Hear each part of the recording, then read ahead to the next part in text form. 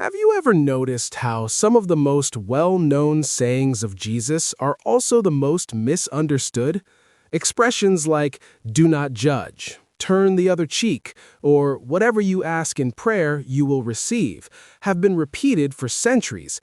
But do we really understand what Jesus meant? I guarantee you we don't. In this video, you will discover 7 words of Jesus that are still misinterpreted today. Stay until the end because these mistaken interpretations will change the way you see the teachings of Christ. The first word we interpret incorrectly: do not judge so that you will not be judged. Whenever someone points out a wrong attitude, someone else quickly shows up with this verse on the tip of their tongue. However, it is important to understand that Jesus was not forbidding judgment. On the contrary, he was confronting hypocrisy. When we read the full text, we observe that he says, "How can you remove the speck from your brother's eye when you have a plank in your own eye?" In other words, the problem is not judging, but judging with arrogance while ignoring your own mistakes. The issue is not whether we should judge, but how we should do it. The best way to do this is with humility, with consistency, and by evaluating attitudes, not condemning people. Second, if anyone slaps you on the right cheek, turn to them the other also. Many people read this passage and immediately conclude that Jesus was preaching passivity, as if the Christian should endure any abuse in silence. However, when we observe the detail mentioned, the right cheek, we realize that something deeper is happening there. In first-century Jewish culture, striking someone on the right cheek usually implied a backhanded slap. This gesture did not primarily aim to cause physical injury, but to humiliate socially. It was a demonstration of superiority, an attempt to belittle the other person. In this context, offering the other cheek was not an act of cowardice, but of courage. By doing so, the person forced the aggressor to act differently, treating them as an equal if they insisted. Thus, instead of responding with violence or accepting humiliation, the person exposed the injustice of the act. Therefore, Jesus was not encouraging passivity in the face of abuse. On the contrary, he was teaching a form of nonviolent resistance that preserved dignity and broke the cycle of aggression. Third word: give to Caesar what is Caesar's, and to God what is God's. Often, this verse is used to claim that religion and politics do not mix, or that the Christian must blindly obey the government. However, when we analyze the context, we realize that this is not what Jesus is saying. At that moment, the Pharisees were setting a trap for Jesus. If he said that taxes should not be paid, he could be accused of rebellion against the Roman Empire. On the other hand, if he affirmed that they should be paid, he risked losing popular support. In other words, it was a question designed to corner him. The answer, however, was at the same time wise and provocative. Jesus asked whose image was stamped on the coin. The answer was Caesar. So, it was necessary to give back to Caesar what belonged to him. However, there is a deep implication in this statement. If the coin bears Caesar's image, the human being bears God's image. Therefore, we must give to God what belongs to him, namely, worship, obedience, and faithfulness. Fourth, whatever you ask in prayer, believing, you will receive. Over time, this statement has been turned into a promise of automatic prosperity, as if God were a spiritual butler. However, this interpretation is very shallow.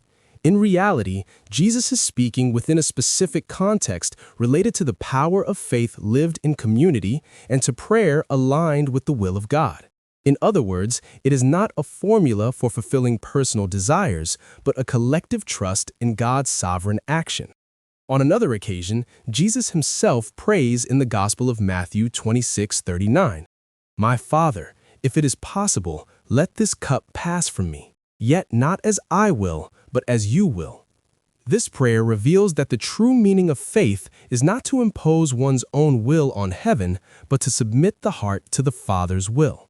Therefore, genuine faith is not manipulating God to satisfy our expectations. On the contrary, it is trusting him and accepting his answer, even when it involves pain, waiting, or renunciation. Fifth misinterpreted word. Whoever does not hate father and mother cannot be my disciple. At first glance, it seems that Jesus is encouraging hatred toward one's own family, something that contradicts everything he taught about loving one's neighbor. However, a more careful analysis of the context clarifies this issue. In the Gospel of Luke 14:26, the term translated as hate is used to express priority and preference, not a literal feeling of aversion. An example of this appears in the book of Genesis 29:30-31, when it says that Jacob loved Rachel and hated Leah, an expression indicating that he loved one more than the other, not that he felt hatred toward Leah. By saying this, Jesus was not encouraging family contempt, but establishing priority. In other words, if commitment to family is greater than commitment to the kingdom of God, the person cannot be his disciple. Therefore, far from abandoning family, Jesus was teaching that no human bond, no matter how sacred, can take the place that belongs to God. Sixth word, do not store up treasures on earth. Some use this statement to claim that having money is a sin. Others, in turn, simply ignore it to justify unlimited accumulation.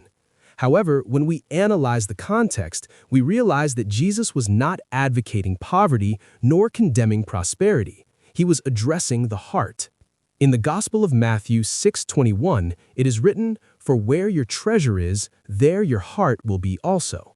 In other words, the issue is not the amount of possessions someone has, but the place those possessions occupy in their life. The problem, therefore, is not having resources, it's being dominated by them.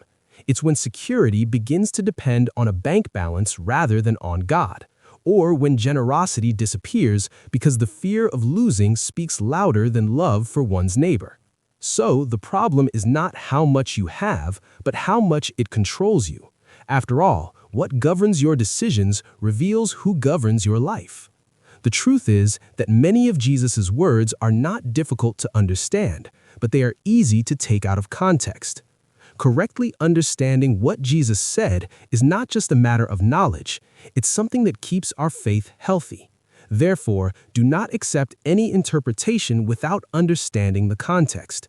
Research, analyze, and seek to be faithful to the sacred text. This will strengthen your faith and free you from heresies. Now, I want to know from you. Is there any saying of Jesus that you think is also misinterpreted?